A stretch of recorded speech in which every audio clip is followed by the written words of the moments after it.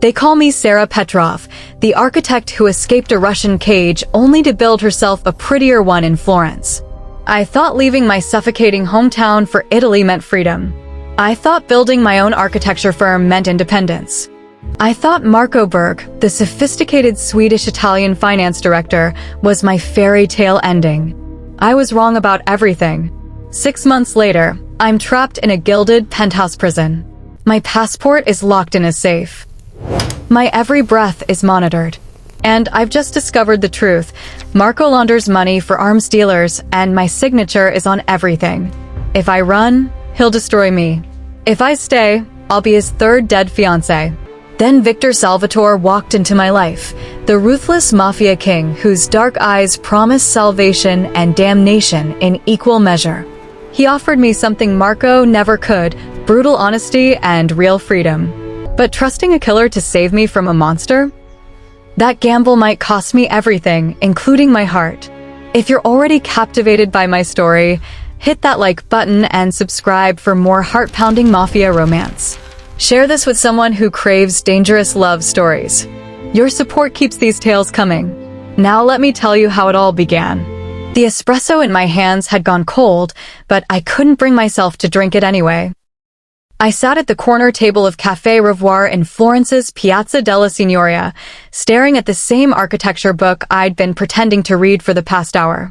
The words blurred together, meaningless symbols that couldn't hold my attention when every fiber of my being was screaming at me to run. But where would I go? Florence's March afternoon was beautiful. Golden light washing over Renaissance buildings, tourists photographing the Palazzo Vecchio, street musicians playing violin near the Uffizi. This city had been my dream once. The reason I'd left my suffocating small town in Russia 6 years ago, determined to study architecture in the place where the greatest architects in history had worked. I'd thought I was escaping to freedom. Instead, I'd traded one cage for another. My phone buzzed, and my stomach clenched before I even looked. I knew who it was. I always knew. The text from Marco read, "Where are you? Luca says you're not at the apartment." My fingers trembled as I typed back, hating myself for the automatic response, the trained behavior of 6 months under his microscope. I sent, Café Revoir. Needed some air. Working on the Medici restoration sketches you wanted. 3 dots appeared immediately. He was typing. Always watching, always responding within seconds, as if he had nothing else to do but monitor my every movement. His reply came, "The sketches can wait. We have the foundation dinner tonight at Villa Tornabuoni. You need time to get ready. Luca will pick you up in 20 minutes. I closed my eyes, fighting back the familiar wave of nausea. Another dinner. Another performance.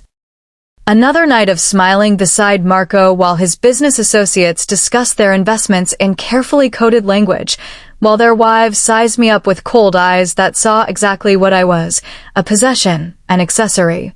A pretty Russian girl who'd been stupid enough to think she'd found love. When I'd first arrived in Florence 6 years ago, fresh from Nizhny Novgorod with dreams of becoming an architect, I'd felt like I could finally breathe. My small Russian town had been suffocating. My mother's constant criticism, my father's drinking, the gossip, the lack of opportunity, the feeling that my life was already written before I'd lived it.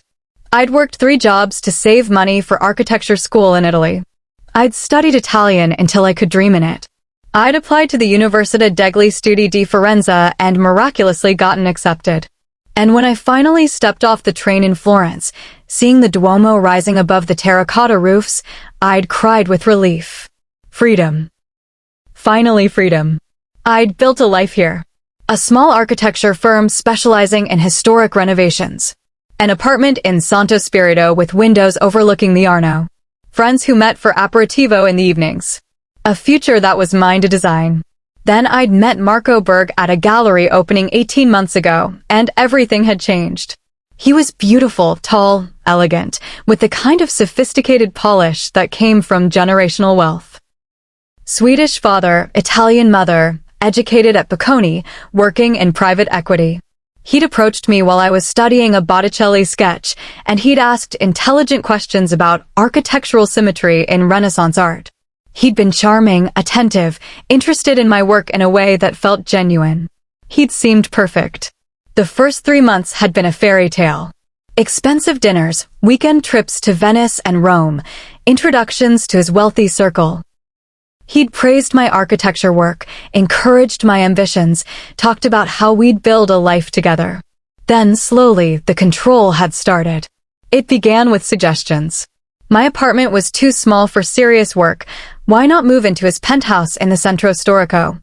My clients were demanding, wouldn't I be happier taking on fewer projects? My friends were distracting, didn't I prefer quiet evenings at home with him? Each suggestion had seemed reasonable. Caring, even. And I'd been so flattered by his attention, so eager to make the relationship work, that I'd agreed. By the time I realized what was happening, I was completely isolated. My firm was closed. My apartment was gone. My friends had stopped calling after months of canceled plans. My phone was tracked. My movements were monitored by Luca, Marco's head of security. My passport sat locked in Marco's office safe. And 3 months ago, I'd discovered the worst part. Marco's investment firm was a front for money laundering.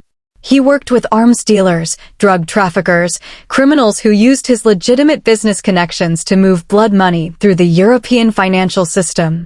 And I'd unknowingly signed consulting agreements that tied me directly to shell companies, making me complicit in crimes I hadn't even known existed. When I'd tried to leave, Marco had explained, very calmly, very rationally, that if I went to the police, they'd find my fingerprints all over his illegal operations. That my visa status depended on our relationship. That as a foreign woman with no local family, no support system, no resources, I'd be deported or arrested before I could hurt him. He owned me. Completely. The chair across from me scraped against the stone terrace, and my eyes snapped open. A man stood there. Tall, powerfully built, with sharp Italian features and eyes so dark they looked black in the afternoon light. He wore an expensive black suit that fit him like it had been tailored specifically for his body, which it probably had. His presence was magnetic, dangerous, the kind that made people instinctively step aside. Everything about him screamed power and wealth, but not the refined, polished kind Marco cultivated. This was something rawer, more honest in its violence.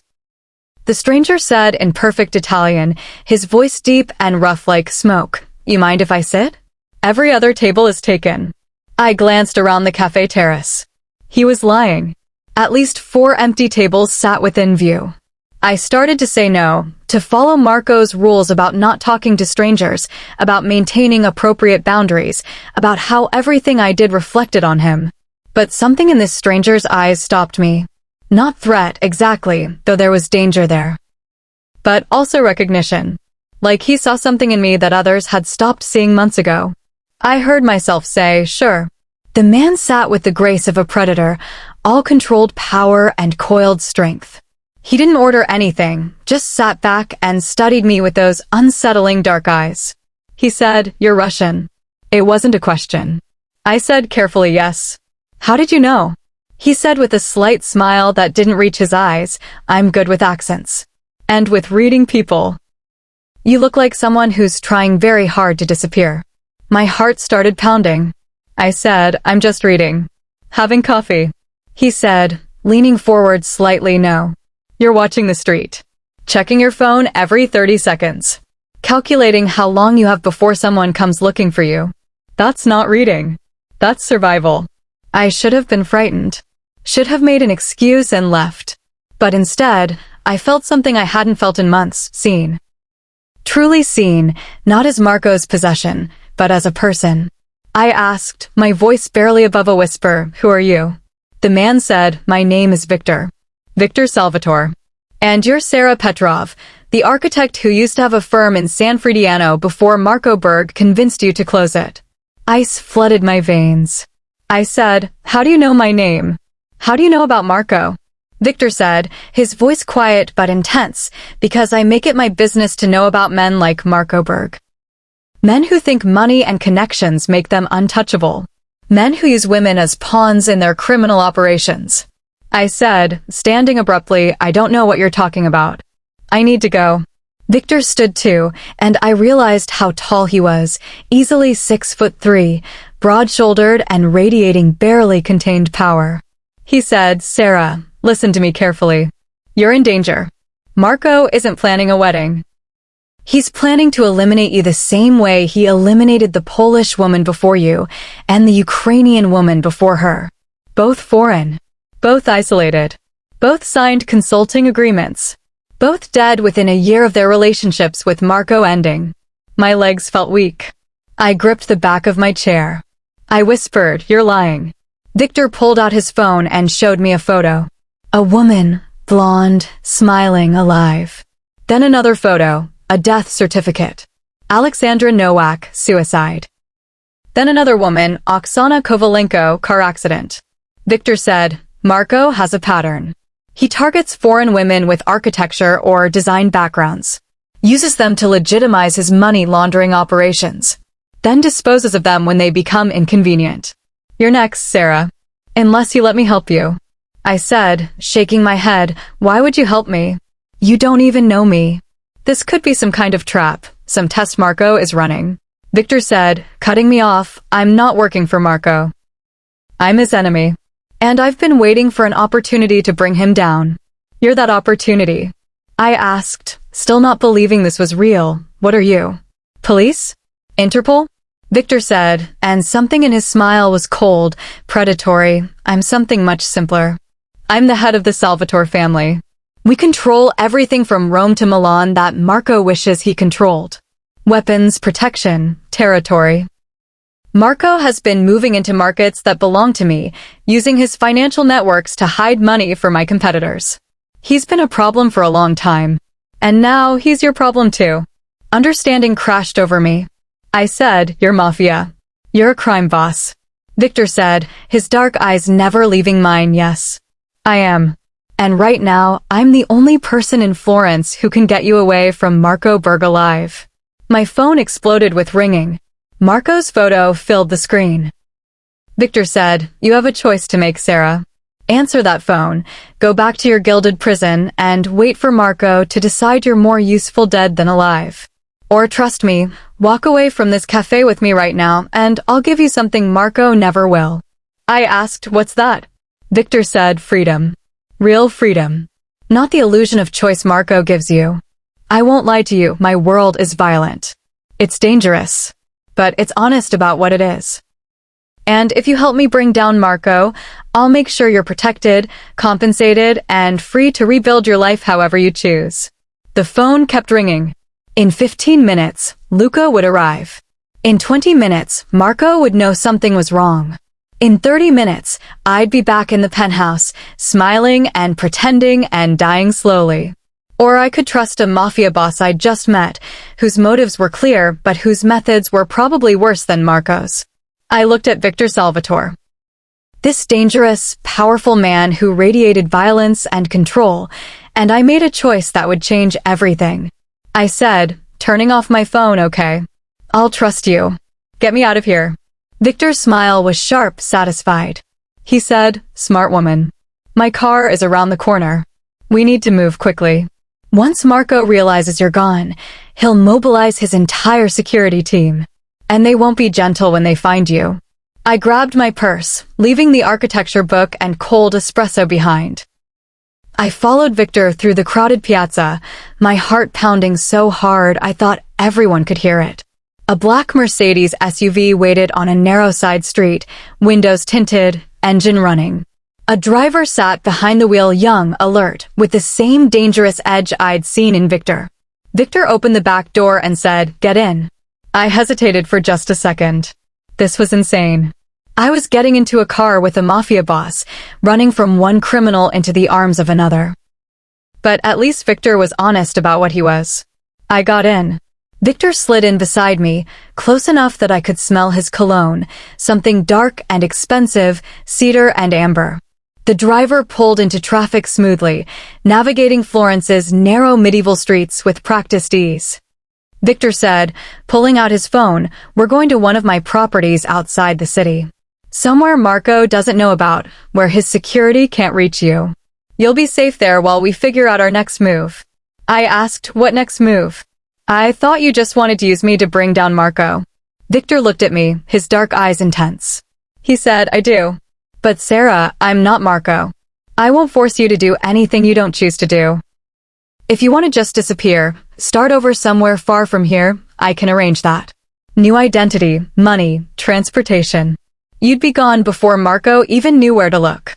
I said, but you'd prefer I help you destroy him. Victor said, I'd prefer justice. Marco has been operating in my territory, laundering money for my enemies, building his little empire on the foundation of the real power structure in this country.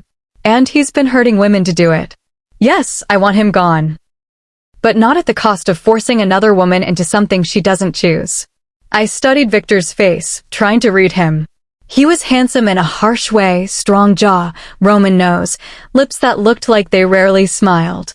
But there was something in his eyes when he looked at me. Not the cold possession I saw in Marco's gaze. Something warmer. More human. I said, if I help you, what happens to me? Do I end up dead in a car accident like Oksana? Victor said, his voice hard, no. You end up alive, free, and wealthy enough to rebuild your architecture firm 10 times over. I protect what's mine, Sarah. And if you agree to help me, you become mine to protect. No one touches you. Not Marco. Not his associates. Not anyone. I give you my word. I said, the word of a mafia boss. Victor said, the word of a Salvatore.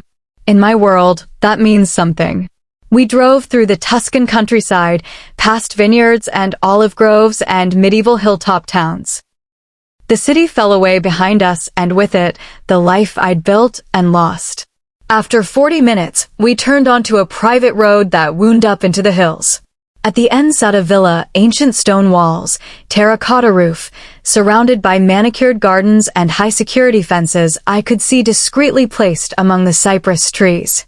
Beautiful, elegant, and definitely a fortress. The car stopped at the entrance, where 2 men in dark suits waited. They nodded respectfully to Victor, their eyes assessing me with professional interest. Victor said, getting out and extending his hand to help me, welcome to Villa Salvatore. You'll stay here until we decide what to do about Marco. I took his hand, and the touch sent an unexpected jolt through me. His palm was warm, calloused, strong. So different from Marco's soft, manicured hands. I said as we walked toward the villa entrance, you said we decide. Does that mean I actually get a say in what happens?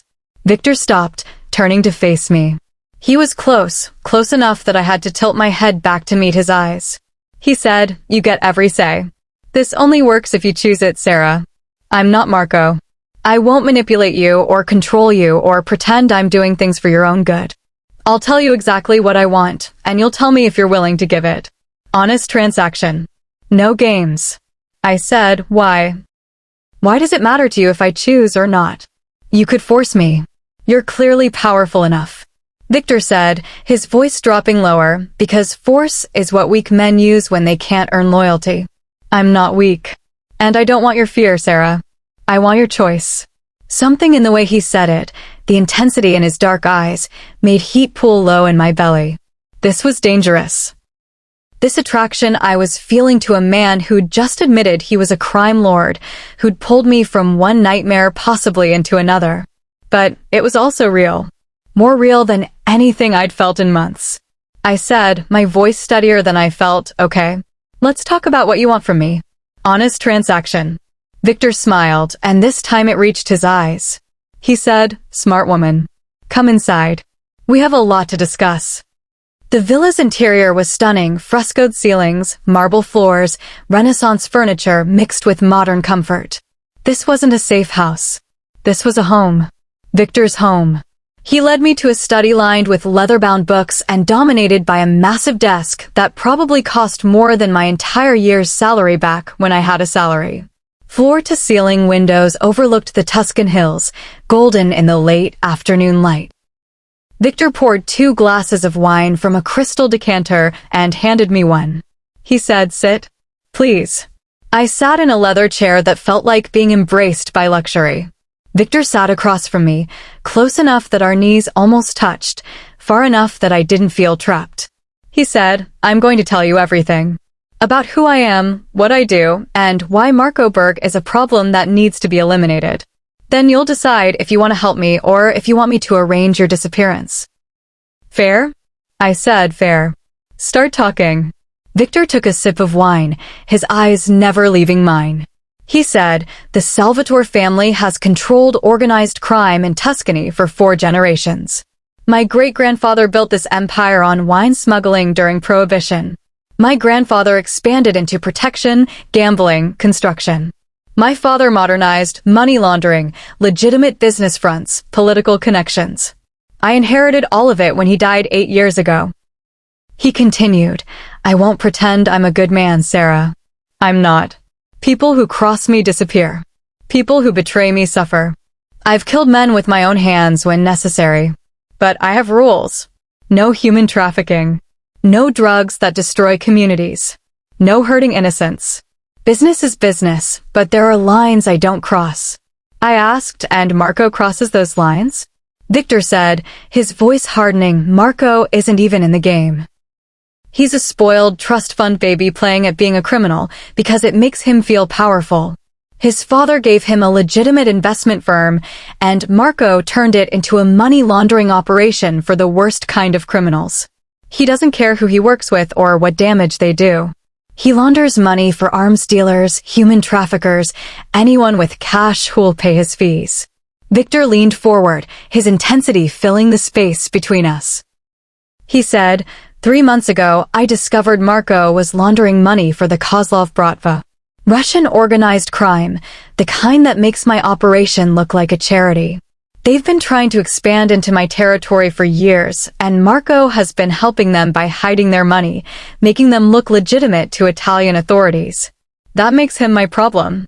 I said, so you want to eliminate a business competitor? And you want to use me to do it? Victor said, yes. Marco's operation depends on appearing legitimate. He needs those shell companies, those consulting agreements, those foreign women who make his business look international and respectable. If I can expose what he's really doing, prove he's laundering money for the Bratva and that he's killed to cover it up, the Italian authorities will have no choice but to move against him. His assets will be frozen, his connections won't be able to save him, and the Kozlov operation in Tuscany collapses. I asked, and what do you need from me? Victor said, everything you know. Every document you signed. Every conversation you overheard. Every person you met through Marco. You've been inside his operation for 6 months.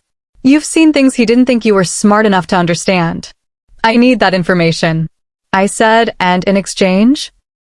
Victor said, in exchange, I give you 3 million euros, a new identity if you want one, protection for life from Marco and anyone else who might come after you, and the freedom to rebuild your life however you choose.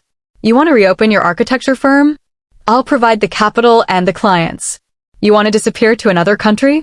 I'll arrange everything. You want revenge against Marco for what he did to you? I'll let you watch him fall. I said quietly, that's a lot of money for information. Victor said, it's not about the money. It's about what you represent. You're proof that Marco is exactly the kind of criminal the authorities can actually prosecute. Financial crimes, manipulation of foreign nationals, possible murder. That's evidence that will stick. And you're willing to testify, which means Marco can't just make the problem disappear. I asked, why do you think I'm willing to testify? I just met you an hour ago. Victor said, his dark eyes intense, because you're not the kind of woman who runs. You came to Italy alone, built a business from nothing, survived Marco's control for 6 months without breaking. You're stronger than you think, Sarah. And I believe you want justice as much as you want freedom. I took a long sip of wine, thinking. Victor was right, I did want justice. I wanted Marco to pay for what he'd done to me, to Alexandra, to Oksana. I wanted his smug face on the news, wanted his family to see what he really was, wanted him to lose everything the way he'd made me lose everything. But trusting a mafia boss to deliver that justice? That felt like dancing with the devil. I said, how do I know you won't just use me and then eliminate me once you have what you need?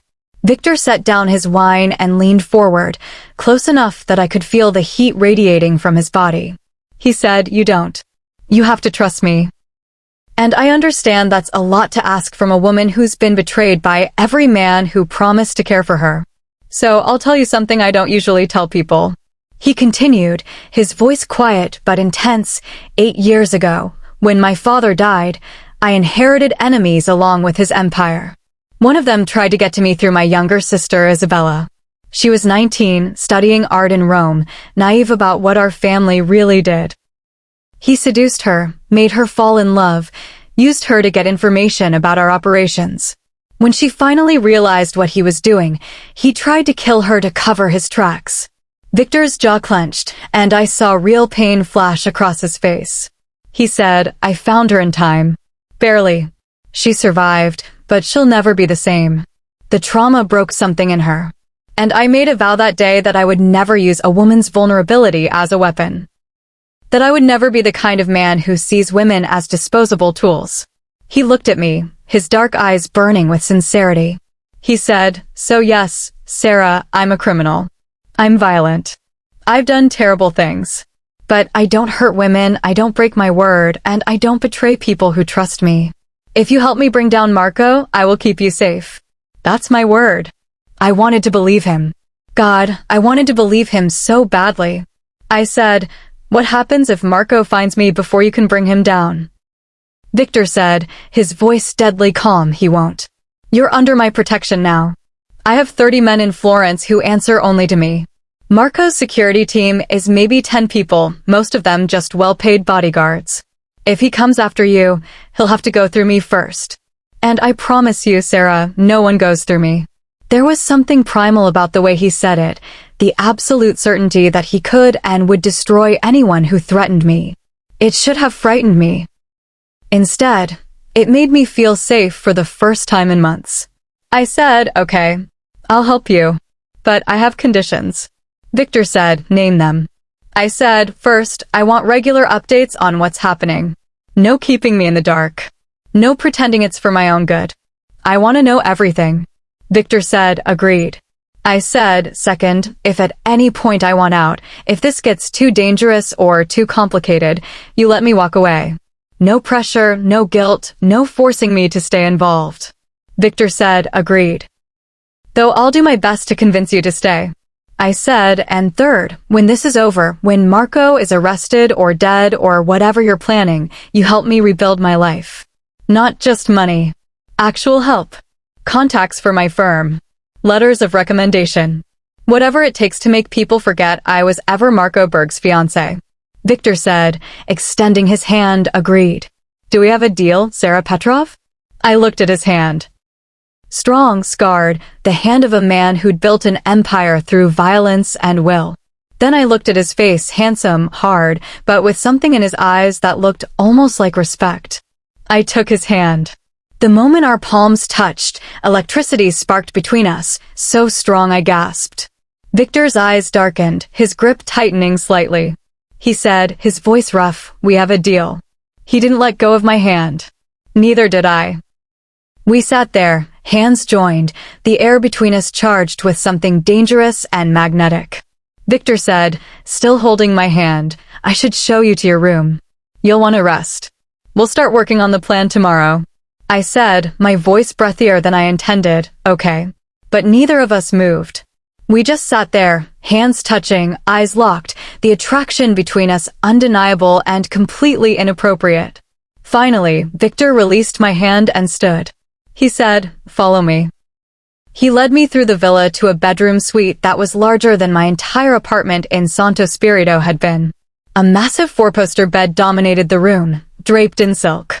French doors opened onto a private balcony with views of the hills. A marble bathroom connected to a walk-in closet already stocked with clothes in my size. I said, looking around, how did you know my size? Victor said from the doorway, I have people who are very good at finding information. There's also a laptop, a new phone with a secure number, and anything else you might need. If something is missing, just ask. I turned to face him. He stood in the doorway, powerful and dangerous and watching me with dark eyes that saw too much. I said, thank you. For all of this. I know I'm trusting someone I barely know, but... Victor said, cutting me off, you're trusting your instincts. That's smart. Your instincts told you Marco was dangerous long before you had proof. Trust them now. I said, my instincts also tell me you're dangerous. Victor said, his lips curving into a slight smile. I am. But not to you. Never to you. The promise in those words made my skin tingle. This was insane. I'd just escaped one dangerous man, and here I was feeling attracted to another. But Victor was nothing like Marco. His danger was honest, upfront, a choice rather than a trap. Victor said, get some rest, Sarah. We start in the morning. He turned to leave, and I heard myself say, Victor? He stopped, looking back at me. He said, yes? I said, why do I feel like I just signed a deal with the devil? Victor said, his eyes intense, because you did. But at least this devil keeps his promises. He closed the door, leaving me alone in the beautiful room that was both sanctuary and new cage. I sat on the bed, my mind racing. What had I just agreed to? Working with a mafia boss to bring down my criminal fiancé. Trusting a man who admitted he'd killed people, who controlled an empire built on violence. But also, what choice did I have? Return to Marco and wait to die like Alexandra and Oksana? Run and hope he never found me? No. Victor was right. I wasn't the kind of woman who ran. I was the kind who fought back. I pulled out the new phone Victor had provided and stared at the blank screen. No contacts. No history. A fresh start. My old life was gone. Marco had destroyed it piece by piece, and I'd let him. But my new life? That was something I could build. With Victor's help. Even if it meant dancing with the devil. I woke to sunlight streaming through the French doors and the smell of espresso. For a moment, I forgot where I was, reaching automatically for my phone to check Marco's inevitable morning text. Then reality crashed back. I was in Victor Salvatore's villa. I'd run from Marco. I'd made a deal with a mafia boss. And I was free. A knock on the door made me sit up. A woman's voice said in Italian, "Good morning, Miss Petrov." I brought breakfast. I said, "Come in." A young woman entered carrying a tray. Fresh cornetti, fruit, espresso, orange juice. She was maybe 25, pretty, with the same watchful eyes I'd seen on Victor's driver. She said, setting the tray on the balcony table, "I'm Chiara. I work for Senior Salvatore. If you need anything during your stay, just ask me." I said, "Thank you, Chiara." "How long have you worked for Victor?" Chiara said, 3 years. He saved my family from a debt situation that would have destroyed us. I owe him everything. She said it with absolute conviction, the loyalty of someone who'd seen Victor's protection firsthand. After Chiara left, I showered and dressed in the clothes provided, simple jeans and a silk blouse that fit perfectly. Then I found my way downstairs, following the sound of voices to a large office where Victor sat with 2 other men, reviewing documents spread across a conference table. Victor looked up when I entered, and something in his dark eyes warmed. He said, "Sarah. Good, you're up. Come in." He stood, and I noticed he wore a black suit today, perfectly tailored, making him look like a dangerous businessman. Which I supposed he was. Victor said, gesturing to the 2 men, "This is Dante, my second in command, and Marco." I must have made a sound because Victor immediately said, "Not your Marco. Marco Russo." Unfortunate coincidence.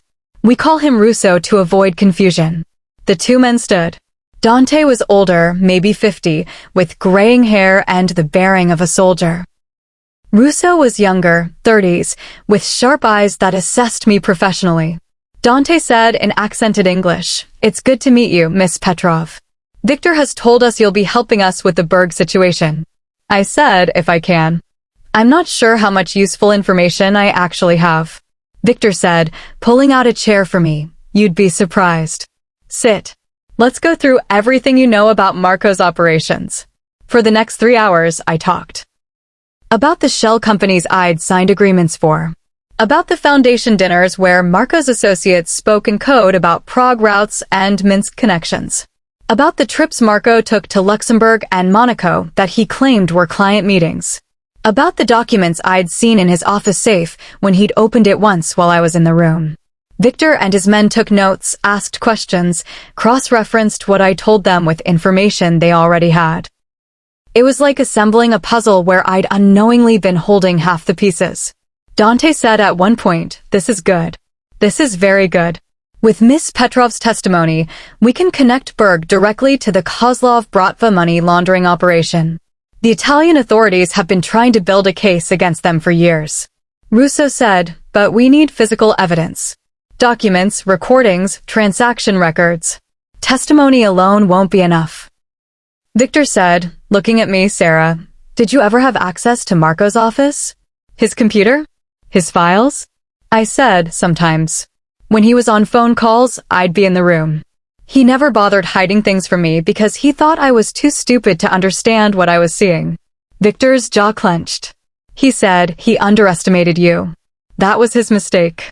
Something about the way Victor said it, with respect and even admiration, made warmth spread through my chest.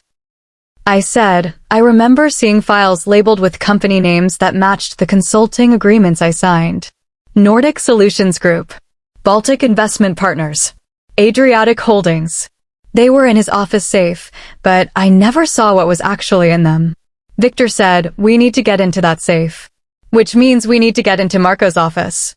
I said, "That's impossible. His office is in his penthouse. Security everywhere.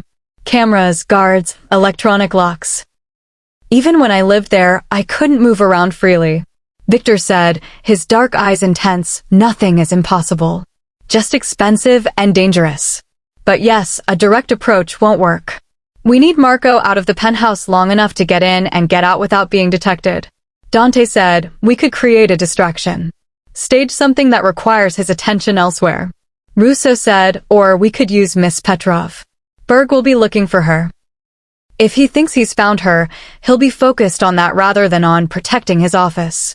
I said, "No, that's too dangerous. If Marco catches me." Victor said, his voice hard, "No one is using Sarah as bait. We find another way." The protectiveness in his tone made my heart skip. Marco had never protected me like that. Never put my safety above his goals. I said, "But Russo is right. Marco will be obsessed with finding me. He doesn't like losing his possessions.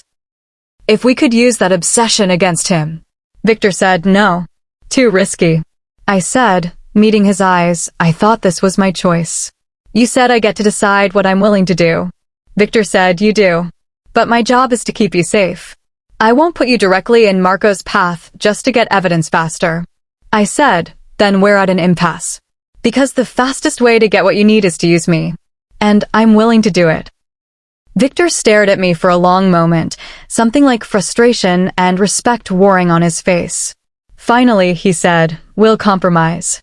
We'll create a situation where Marco thinks he might have found you, but where you're never actually at risk. A false trail that leads him away from his penthouse while we break in." I said, "How?" Victor said, "Your phone. The one Marco gave you, the one you turned off.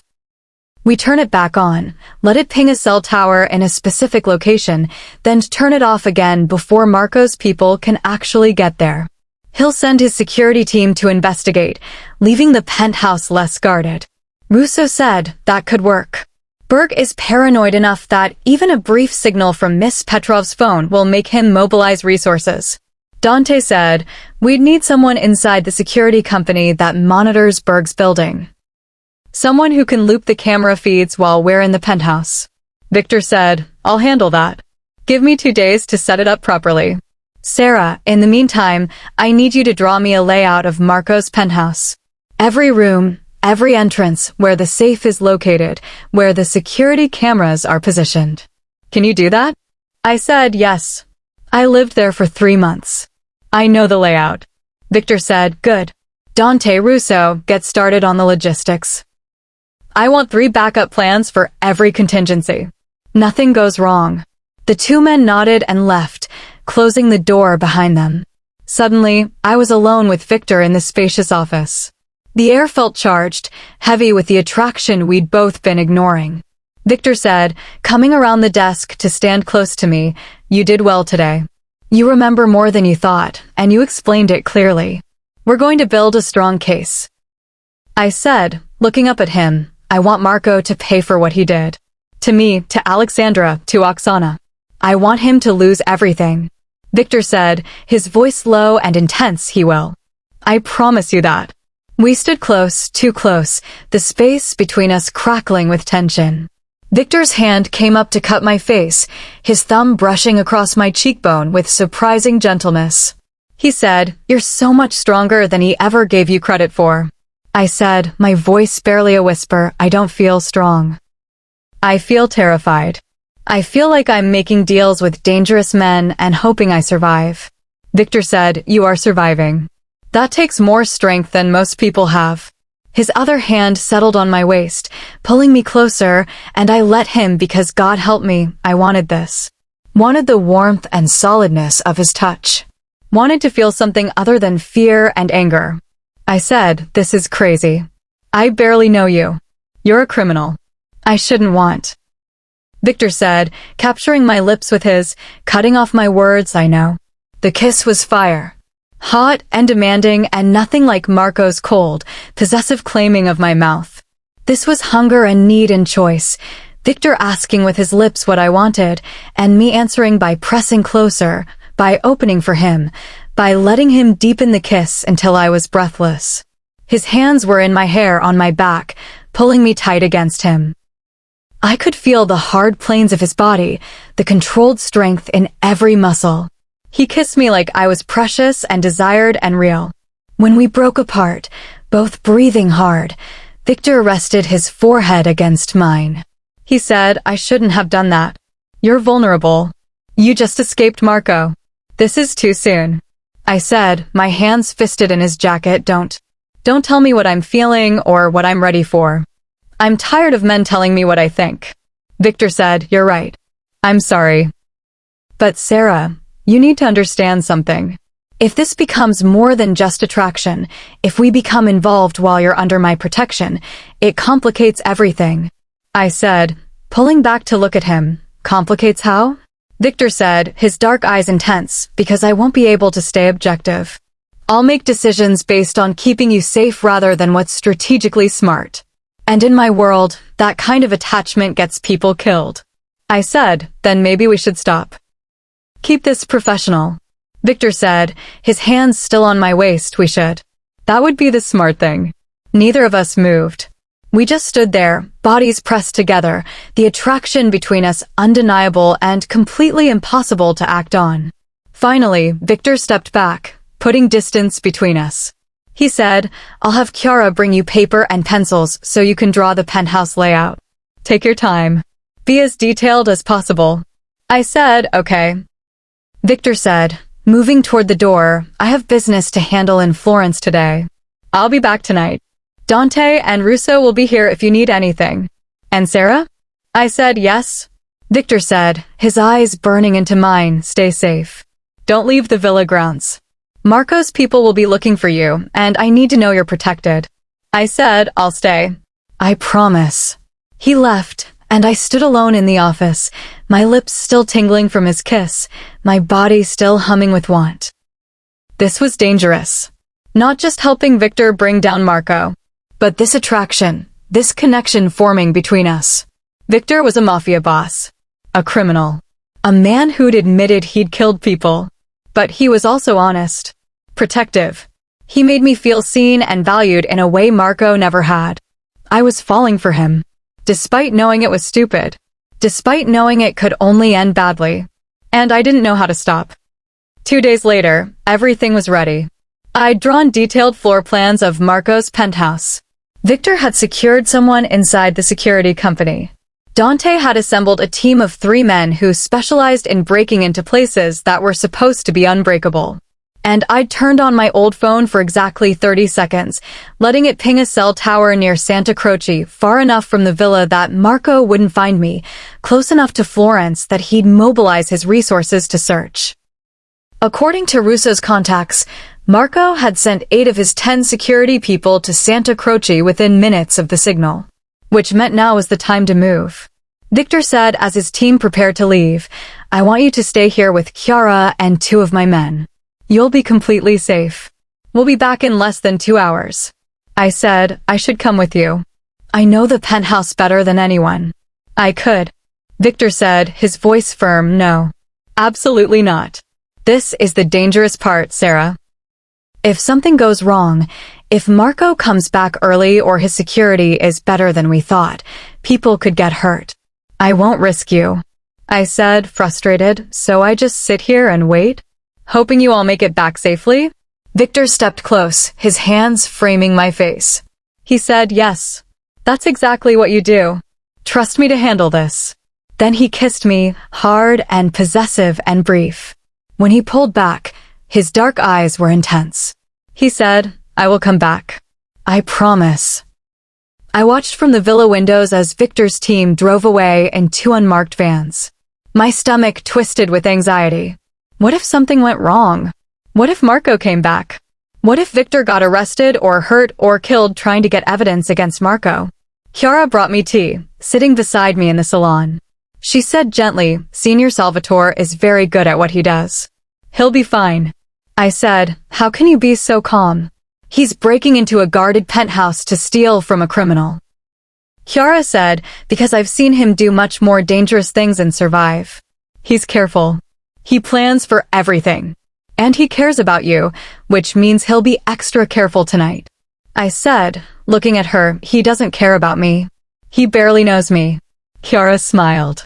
She said, I've worked for Senior Salvatore for 3 years.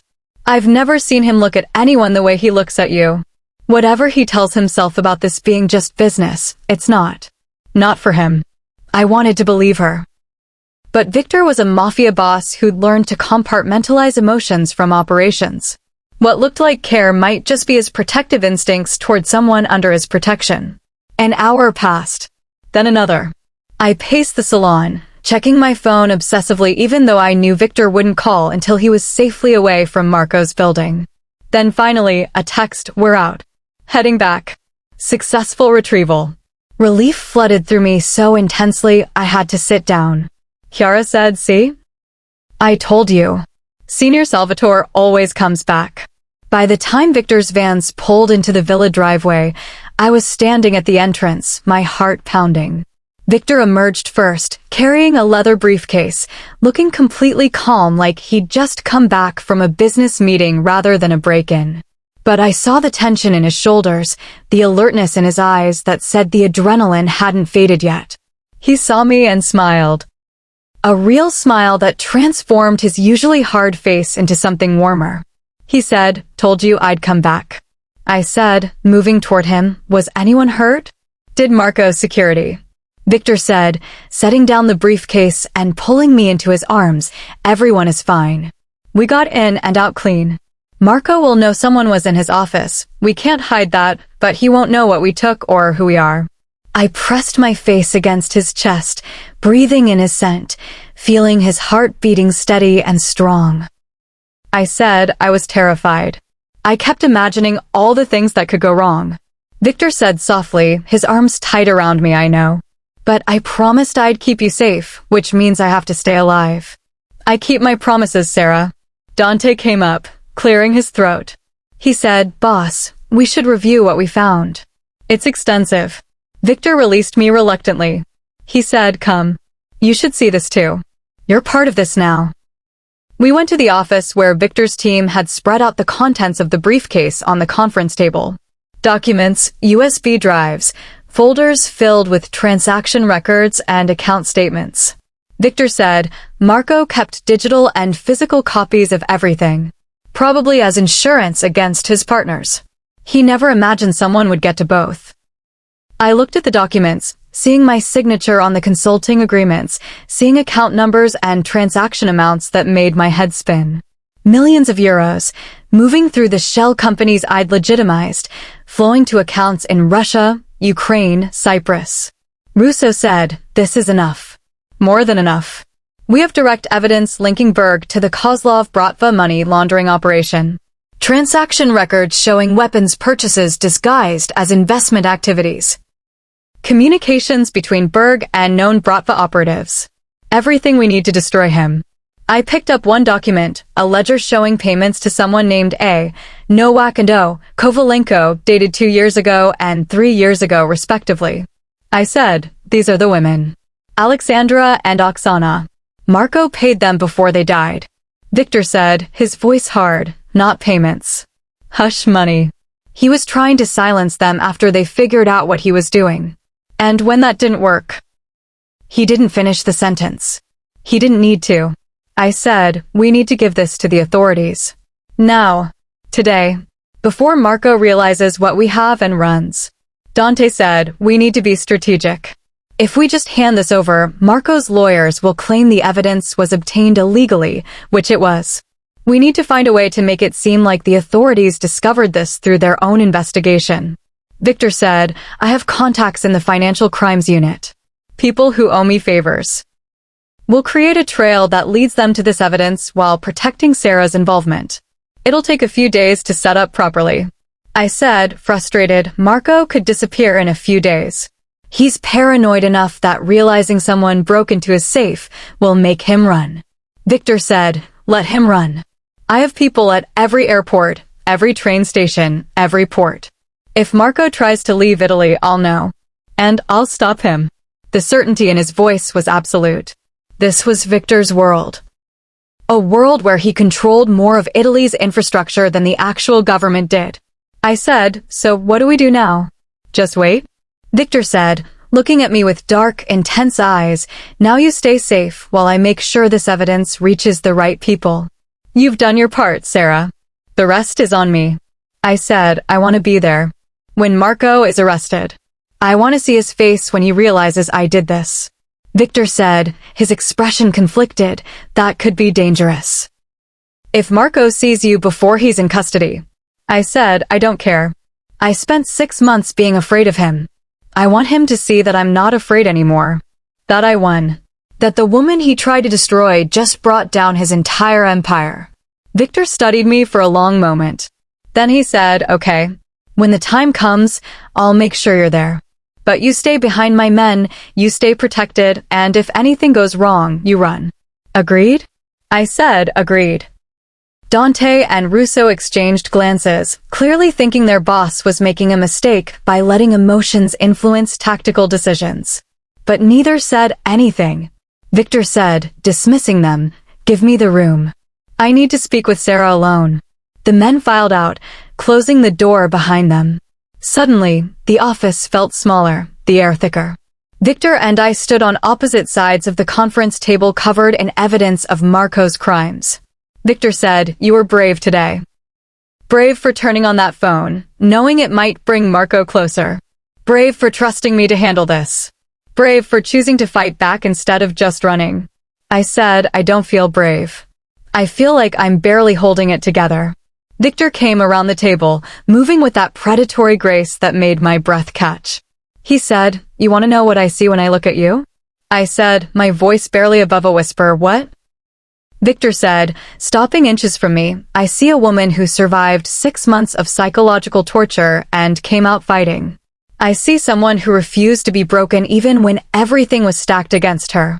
I see strength and intelligence and courage. I see someone remarkable. His words made tears prick my eyes. No one had seen me that way in so long. Marco had convinced me I was weak, stupid, useless without him. But Victor saw something different. I said, my voice breaking, I'm falling for you. I know it's stupid and dangerous and way too fast, but I can't help it. You make me feel seen. You make me feel strong. You make me feel like myself again. Victor said, his hands coming up to frame my face, I'm falling for you too.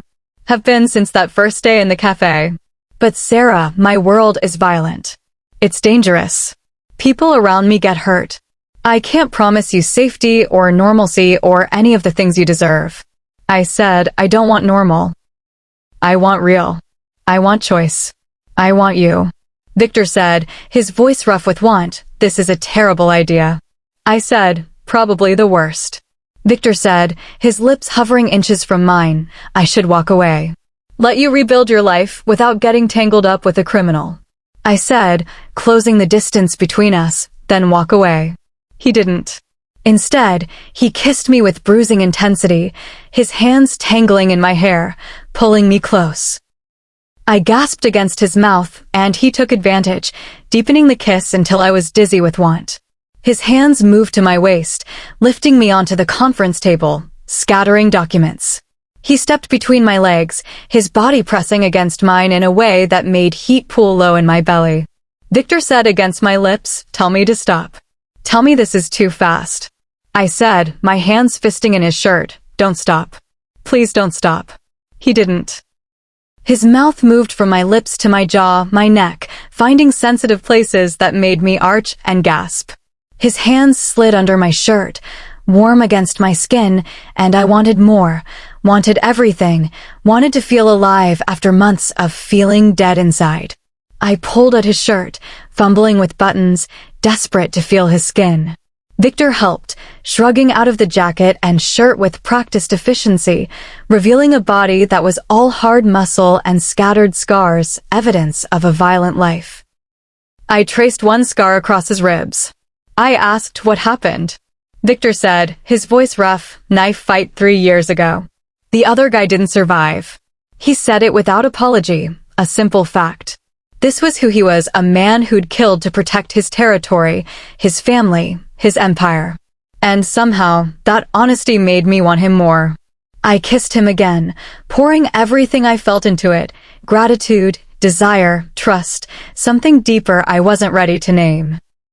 Victor responded with equal intensity, his hands exploring my body with careful thoroughness, learning what made me gasp, what made me arch, what made me need more. He pulled my shirt over my head, his dark eyes drinking in the sight of me. He said, "You're beautiful. So damn beautiful." I said, my voice shaking with want, "I need you. Please, Victor. I need to feel something other than fear and anger. I need to feel alive." Victor said, his hands gentle despite the hunger in his eyes, "Are you sure? We can stop. We should probably stop." I said, pulling him closer, "I'm sure. I choose this. I choose you." That was all the permission he needed. Victor lifted me from the table, carrying me through the villa to his private suite, a massive bedroom with floor-to-ceiling windows overlooking the Tuscan hills, now dark with night. He laid me on his bed with surprising gentleness, following me down, his body covering mine. He took his time, kissing every inch of skin he exposed, worshipping my body in a way that made me feel cherished rather than possessed. When he finally moved inside me, when our bodies joined with aching slowness, I felt something inside me begin to heal. This wasn't about control or manipulation. This was about connection, about two damaged people choosing each other in the midst of chaos. Victor said my name like a prayer, his forehead pressed against mine, his body moving with careful restraint like he was afraid of breaking me. I said, clutching him close, "Don't hold back. I won't break. I'm not fragile." Victor said, his control slipping, his movements becoming more urgent, "No. You're not fragile. You're steel wrapped in silk." He brought me to the edge and over it, my cries muffled against his shoulder, my body shuddering with release. Victor followed moments later, my name on his lips, his body trembling. Afterward, we lay tangled together, the Tuscan night quiet beyond the windows. Victor pulled a sheet over us, his arms secure around me. I said quietly, "I don't regret this." Victor said, brushing hair from my face, "Good. Because I don't either. But Sarah, you need to understand something." I said, "What?" Victor said, his dark eyes serious, "You're mine now. Not in the way Marco tried to own you. But mine to protect, mine to care for, mine to keep safe. Anyone who tries to hurt you answers to me. Understood?" I should have been frightened by the possessiveness in his voice. Instead, I felt safe, protected, valued. I said, "Understood." "And Victor?" He said, "Yes." I said, "You're mine too. Which means you don't get to make reckless decisions that might get you killed. Because I'll need you around." Victor smiled, and it transformed his face into something almost boyish. He said, "Fair enough. We keep each other safe." I said, "Deal." We fell asleep like that, wrapped around each other, two survivors finding comfort in the aftermath of chaos. 3 days later, Victor made his move. His contact in the financial crimes unit had received an anonymous tip about suspicious activity at Marco Berg's investment firm. The tip included just enough specific information to make investigators take notice, but not so much that it seemed planted. Within hours, Italian financial police had obtained warrants to search Marco's office and freeze his accounts pending investigation. Victor said, showing me news alerts on his phone, "It's happening. Marco is being brought in for questioning right now." I said, my heart pounding, "I want to be there." "You promised." Victor said, "And I keep my promises. Get dressed. We're going to Florence." We drove into the city in Victor's Mercedes, flanked by 2 SUVs full of his men. I wore simple clothes, jeans and a black sweater, and Victor insisted I wear a bulletproof vest under my jacket, just in case. He said as we drove, Marco will be at the Financial Crimes Office on Via della Scala. The police will question him for hours, but without the physical evidence, he'll probably lawyer up and walk. That's when we make our presence known. I said, "What do you mean?" Victor said, his eyes hard, "I mean we make sure Marco knows exactly who brought him down. I want him to see her face. I want him to understand that the woman he tried to destroy just destroyed him."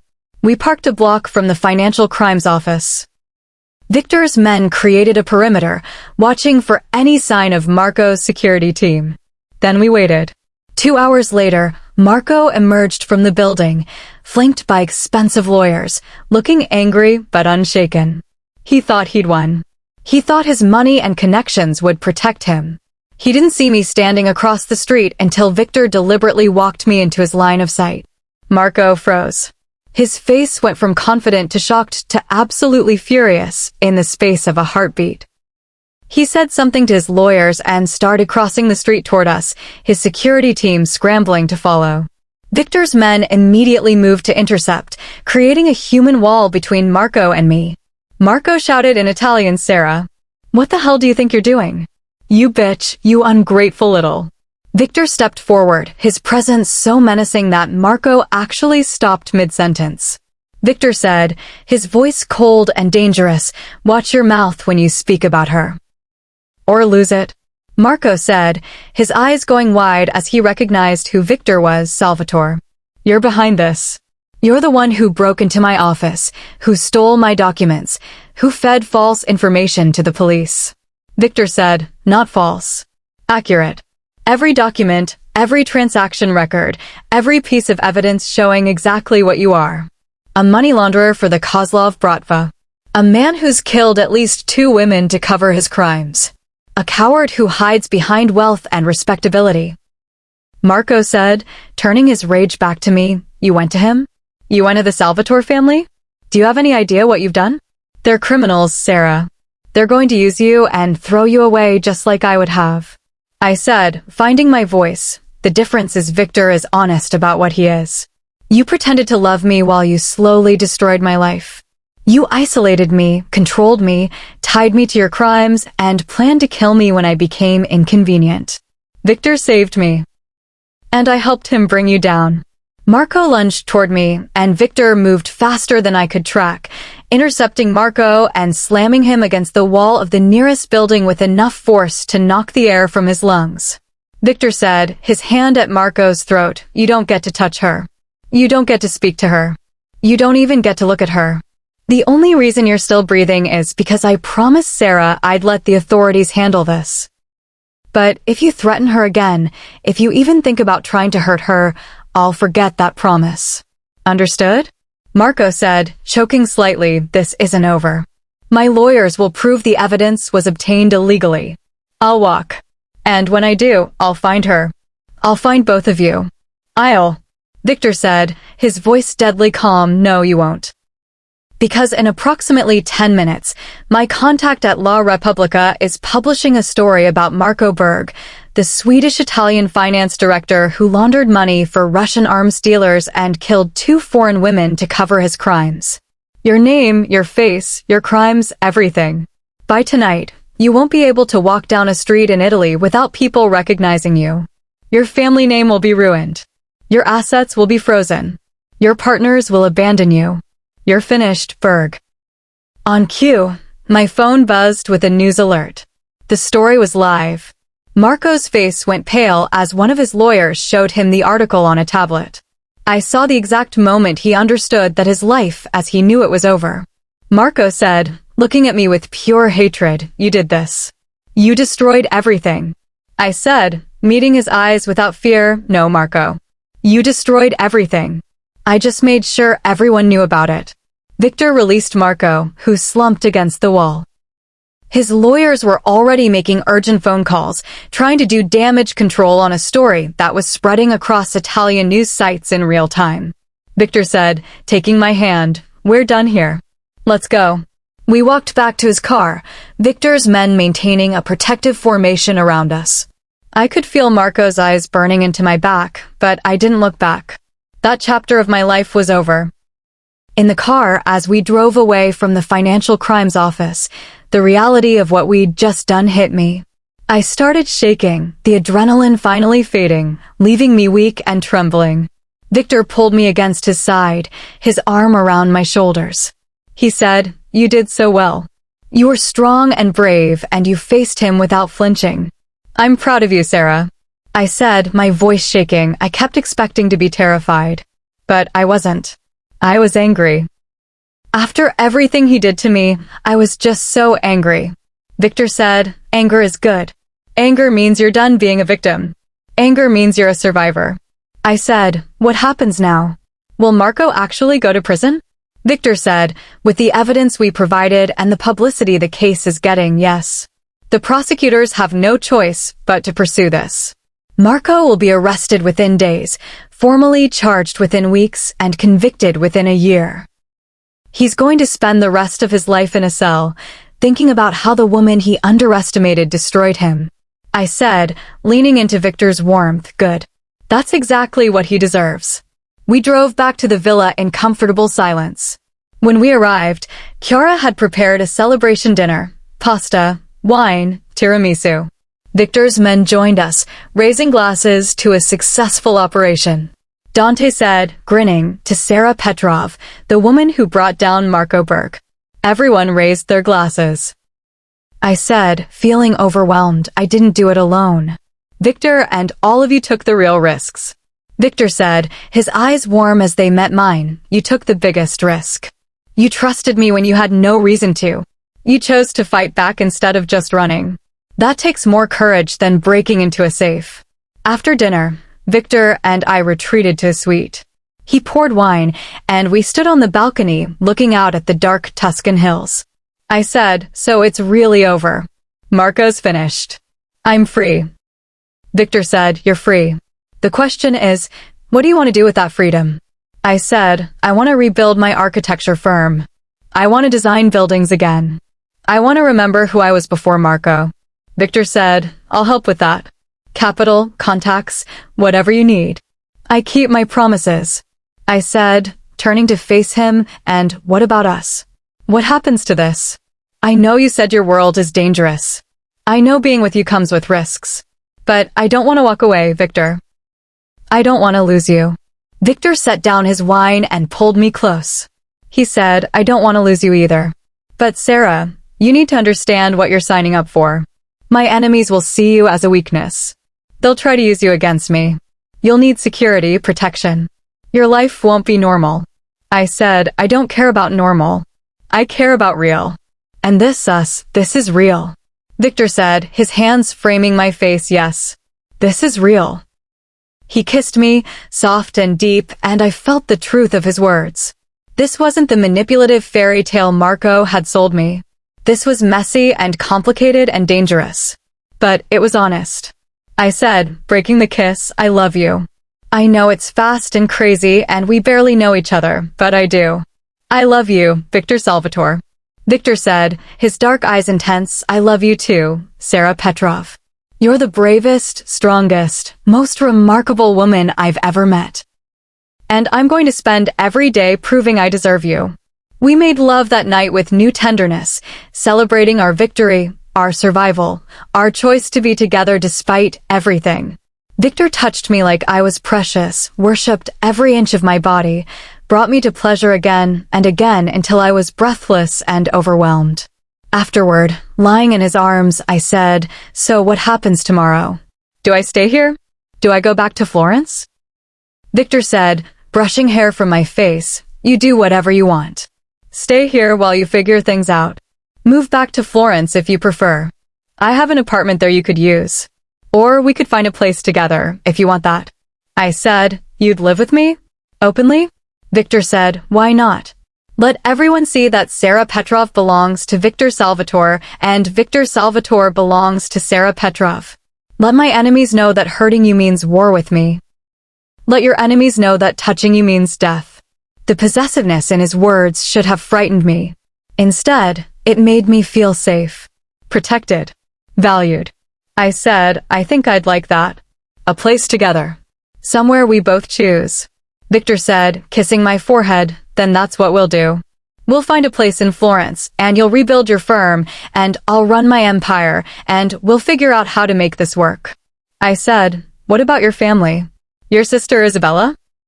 What will they think about you being with me? Victor said, Isabella will love you. She's been telling me for years I need someone in my life who sees me as more than just the boss. And the rest of the family will accept what I tell them to accept. You're mine. That makes you family. I fell asleep that night feeling lighter than I had in a year. Free from Marco. Safe with Victor. Ready to rebuild my life on my own terms. 2 weeks later, Marco Berg was formally arrested and charged with money laundering, conspiracy, and 2 counts of murder in connection with the deaths of Alexandra Nowak and Oksana Kovalenko. The evidence Victor's team had stolen was ruled admissible after prosecutors claimed they'd received it from a confidential informant. Marco's family disowned him. His business partners fled. His assets were frozen. He sat in a Milan jail awaiting trial, his perfect life destroyed. And I was free. Victor kept every promise. He helped me find an apartment in Florence's Oltrarno neighborhood, spacious, filled with light, with windows that overlooked the Arno. He introduced me to clients who needed architectural services and had the budgets to pay well. He provided startup capital for my new firm, Sarah Petrov Architecture, no strings attached except that I'd pay him back when I could. I slowly rebuilt my life. Reconnected with old friends who'd understood when I explained what Marco had done. Hired an assistant. Took on projects that excited me, historic renovations, modern additions to Renaissance buildings, designs that honored Florence's architectural heritage while pushing boundaries. And through it all, Victor was there. Not controlling or manipulating, but supporting. He'd show up at my office with lunch. He'd ask about my projects with genuine interest. He'd hold me when I woke up from nightmares about Marco finding me. We found a rhythm that worked. My architecture practice, his criminal empire, somehow coexisting. 3 months after Marco's arrest, Victor invited me to a family dinner at Villa Salvatore. His sister Isabella would be there, along with his uncle Tommaso, who ran operations in Rome, and various cousins and associates. I was terrified. Victor said, helping me dress in a beautiful emerald gown he'd bought specifically for tonight, they're going to love you. Stop worrying. I said, smoothing down the dress, I'm meeting your crime family, Victor. Your actual Mafia family. What if they think I'm a liability? What if they don't approve? Victor said, pulling me close, then they'll learn to approve. You're not going anywhere, Sarah. I made my choice. They'll respect it. The dinner was both intimidating and surprisingly warm. Isabella was beautiful, warm, and immediately pulled me aside to say how happy she was that Victor had found someone. She said, squeezing my hand, I've never seen him like this. Happy. Settled. You're good for him. I said, he's good for me too. He saved my life. Isabella said, and you saved his. He's been dead inside since our father died. But you brought him back to life. Tommaso was more reserved but respectful. He said, toasting me during dinner, to Sarah Petrov, the woman brave enough to take on the Salvatore boss. May you keep him human. Everyone laughed, raising their glasses. The message was clear. I was accepted. Protected. Family. After dinner, Victor and I walked through the villa gardens. The June evening was warm, fireflies dancing among the cypress trees. Victor said, stopping beneath an olive tree, I have something for you. He pulled out a small velvet box and my breath caught. Victor said, opening it to reveal a simple but stunning diamond ring, I know we've only been together 4 months. I know my world is complicated and dangerous. But Sarah, I love you. I want you in my life permanently. I want to wake up beside you every morning and fall asleep with you every night. I want to build something real with you. Will you marry me? I said, tears streaming down my face. Yes. Yes, absolutely yes. Victor slipped the ring on my finger, then pulled me into a kiss that was tender and passionate and full of promise. He said, breaking away, breathing hard, you're sure? You understand what this means? You'll be the wife of a mafia boss. You'll be a target. Your life will never be simple. I said, I don't want simple. I want you. I want this. I want a life we build together, messy and complicated and ours. Victor said, his forehead pressed against mine, then let's build it. Starting now. We made love that night in the garden, under the stars, celebrating our engagement and our future. It was reckless and passionate and perfect. 6 months later, I stood in a small chapel in the Tuscan countryside, surrounded by Victor's family and the friends I'd rebuilt relationships with. I wore a simple white dress I designed myself, elegant and understated. Victor stood at the altar in a black suit, looking dangerous and handsome and completely focused on me. We decided on a small wedding, no ostentatious display, no society event. Just the people who mattered, witnessing two survivors choosing each other. Isabella was my maid of honor. Dante stood beside Victor as best man. The priest said, "Do you, Sarah Petrov, take Victor Salvatore to be your lawfully wedded husband?" I said, looking into Victor's dark eyes, "I do." The priest said, "And do you, Victor Salvatore, take Sarah Petrov to be your lawfully wedded wife?" Victor said, his voice strong and certain, "I do." The priest said, "Then by the power vested in me, I now pronounce you husband and wife. You may kiss your bride." Victor pulled me close and kissed me deeply, thoroughly, possessively, in front of everyone. His family cheered. At the reception, held at Villa Salvatore, we danced under strings of lights as musicians played. Victor held me close, swaying to the music, his arms strong and secure around me. He said, "Are you happy?" I said, "Happier than I ever thought possible." A year ago, I was trapped in Marco's penthouse, thinking I'd never be free.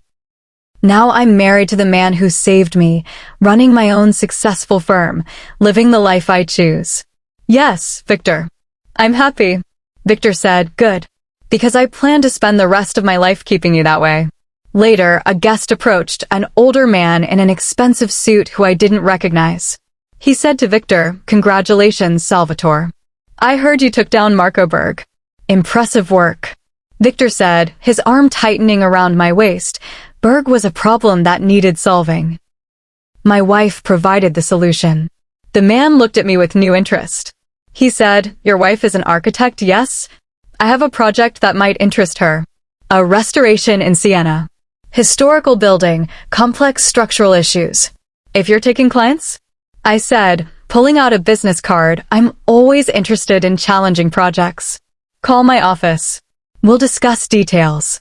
The man nodded respectfully and walked away. Victor said, grinning, "You just landed a client at your own wedding." "That's my wife, always working." I said, "I learned from the best." "You're always working too." Victor said, "True. But tonight?" "Tonight, I'm just a man celebrating marrying the woman he loves." We danced until midnight, then retreated to Victor's suite, our suite now, where he slowly undressed me, worshipping every inch of my body with his hands and mouth. He said, as we finally came together, "I love you, Sarah Salvatore. You're mine. Forever." I said, my body arching with pleasure, "I love you too. Forever." Afterward, lying tangled in sheets, Victor's arms around me, I thought about the journey that had brought me here. I'd left Russia 6 years ago, desperate for freedom. I'd built a life in Florence, only to have Marco nearly destroy it. I'd been trapped, controlled, almost killed. But I'd survived. I'd fought back. I'd found Victor, or he'd found me, and together we'd burned down the empire Marco had built on my suffering. Now I was free. Truly free. Not because I'd escaped, but because I'd chosen to trust Victor, chosen to fight back, chosen to rebuild, chosen love. I said, "Victor?" He said, half asleep, yes, amore mia. I said, thank you. For seeing me when I'd almost disappeared. For giving me the tools to fight back. For loving me. Victor said, pulling me closer, thank you for trusting me. For choosing me. For making me human again. I fell asleep in my husband's arms, the Tuscan night quiet beyond the windows. Tomorrow, I'd return to my architecture firm, to the beautiful life I'd rebuilt from ruins. But tonight, I was just a woman who'd survived hell and found heaven. Marco Berg was in prison, awaiting trial, his life destroyed. Alexandra and Oksana had justice, their names finally cleared. And I was Sarah Salvatore, architect, survivor, wife of a Mafia king. I was free. And I would never be trapped again.